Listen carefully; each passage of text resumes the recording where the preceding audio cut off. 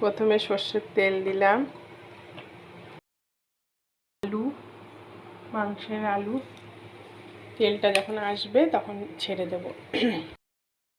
কাঁচা লঙ্কা বাটা, আদা বাটা, রসুন বাটা আর মিট মশলা দিয়েছি, আর কিছু দিইনি।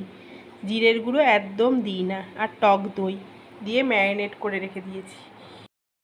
দেখো আমি রান্নাঘরে আজকে অনেকটা সুস্থ আছি, তাই আজকে ওদেরকে মাটন কষা খাওয়াবো, মটনের ঝোল।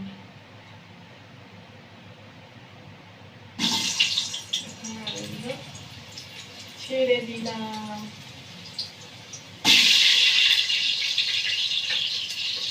বন্ধুরা, আমার যখন আজকে শরীরটা ভালো থাকা, মনটা ভালো থাকা, আমি অনেক কাজ করতে পারি।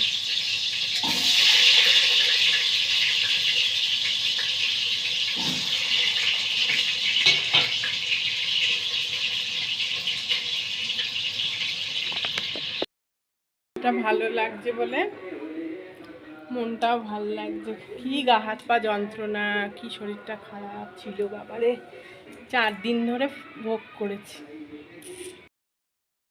আমার বারান্দা থেকে আকাশটা খুব কখনো মেঘলা কখনো রোদ হচ্ছে, ভাজা হচ্ছে।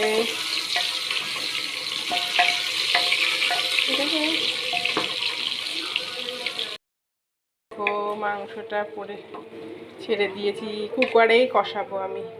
কুকারে কষিয়ে কুকারেই সিটি দিয়ে দিই।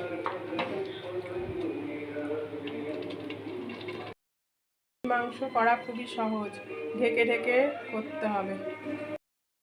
তো লাস্টে কাশ্মীরি গুঁড়ো, লঙ্কার গুঁড়ো, গোলমরিচের গুঁড়ো আর শাহি গুঁড়ো মশলা দিয়েছি, আর একটু বাটার দিয়েছি। দেখেছো রঙটা কেমন সুন্দর এসেছে।